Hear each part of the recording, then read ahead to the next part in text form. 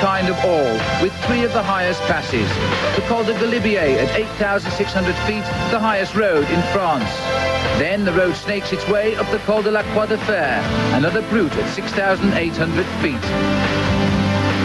And after only a brief rest before the final twisting agony of Alpe d'Huez, a mere 5,800 feet. But on the glaciers here, you can ski all summer.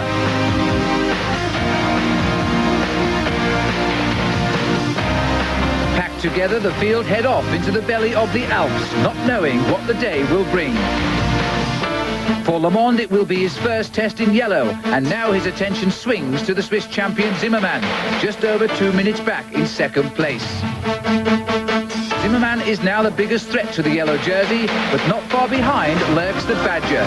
Is he thinking while he rides he can profit from the attention paid the other two? If they watch each other, perhaps Eno will be able to slip away unnoticed. The mountains will hold the answers to these questions, and the spectators wait for the secrets to unfold.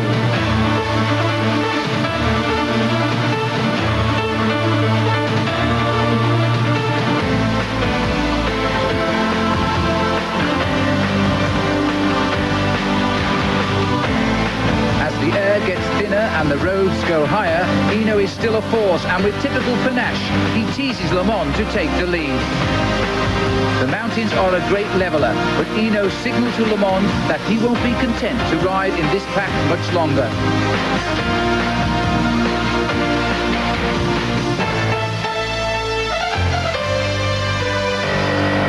Bernard Hinault is like a time bomb ticking.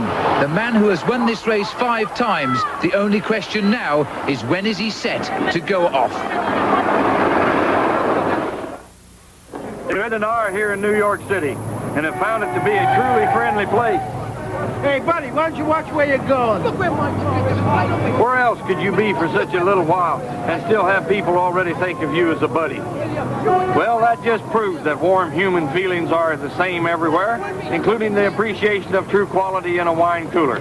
We'll keep you posted on how the Bartles and James sales are going, and thank you once more for your support. Switzerland's Urs Zimmermann is a rocket on the high-speed descent in the Alps. Coming into the race, Zimmermann was 2:24 behind LeMond and displays his unusual technique for playing catch-up. The climbers have now become daredevils, and the pace of the race has been dictated by how much risk one is willing to take. Strung out over miles, the pack of 143 takes on the look of a giant pinball machine run wild.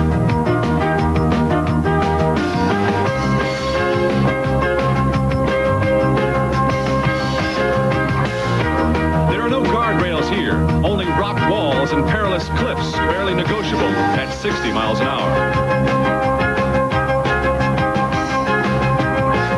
Off the front of it all, Bernard Hinault. Zimmermann in front of him, and manning the lead position, the yellow jersey, Greg LeMond, whose lust for greater speed has ensured him his position as the race leader. But at the bottom of the hill, the group collects itself, and the race begins all over again.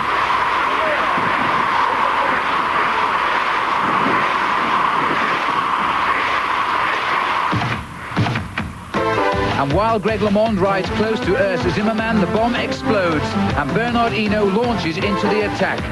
Pedaling a gear that many riders would use going only downhill, the Frenchman shows his real strength. It's left to Zimmermann to chase, but will LeMond help?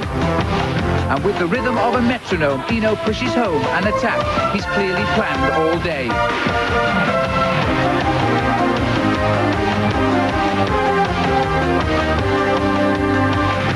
LeMond plays the perfect teammate and rides behind Zimmermann.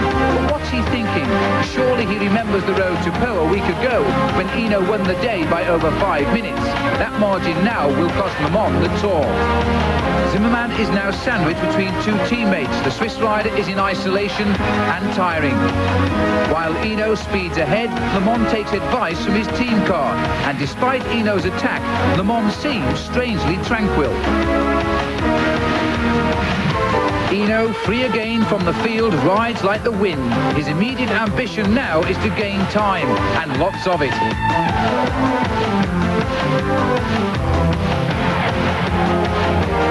with the ski station of Alpe d'Huez on the snow line, who says he won't.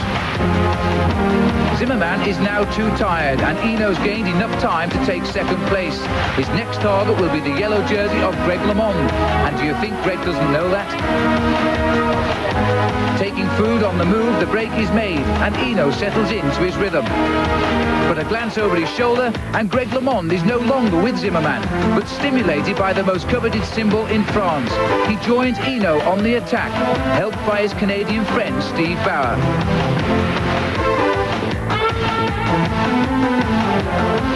On the hardest day in the Tour de France, 3 members of the La Vie Claire team have formed at the front, and both Hinault and LeMond are again playing the leading roles in one of the finest races for years.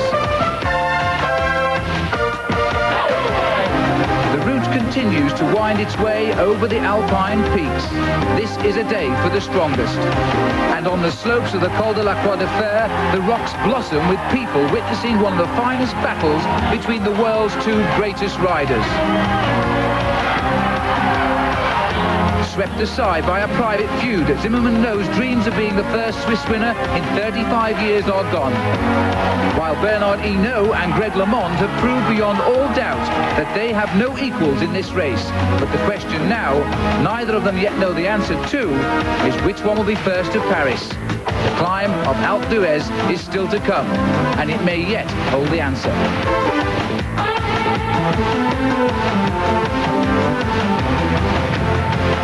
With a 4-minute gap already open today, these 2 men no longer have any other competition except each other.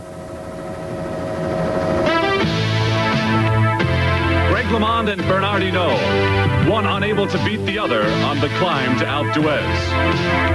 They now choose to ride as one. Alone together in an arena that all at once engulfs them while not obscuring their superhuman strength. The roaring gauntlet greets these men, each of whom wants to win the Tour de France. But neither can do it alone. It was 1 year ago when LeMond helped Hinault win his 5th Tour. And later, LeMond, who burst into tears after realizing his unselfish act cost him a chance at winning the Tour de France. And it was a bruised and broken Bernard Hinault who, after having his yellow jersey saved by the American, pledged to help him, to be his willing team ally in this year's race. Today, here in the Alps, alone together, Hinault and LeMond had a yellow jersey between them, but this time, it was Greg's. And maybe it was gratitude, maybe a newfound friendship that carried the 2 across the mountaintop finish line, arms raised after obliterating the rest of the competition. Hinault received the official stage win, but it didn't matter because LeMond retained the yellow leader's jersey. No one knew quite what to make of what had happened on the way to Alpe d'Huez. But one thing was certain, Bernard Hinault was now the one and only challenge to the yellow jersey. The standings after 18 days looked like this. Hinault 245 back. LeMond's teammate behind him, reason enough for Greg to be pleased before the next race. That was not the case. I worry about it. I tell you, I'm very paranoid. And, I tell you, I've had sleepless nights the last couple of nights. And, I'm praying that everything goes well. It's sad that I'm here. I'm winning my first Tour de France, and if I was any other rider, not an American, it wouldn't even be a question I'd win. Because there's still a question. LeMond's paranoia not unfounded. The morning headlines. Hinault declares the Tour is not over.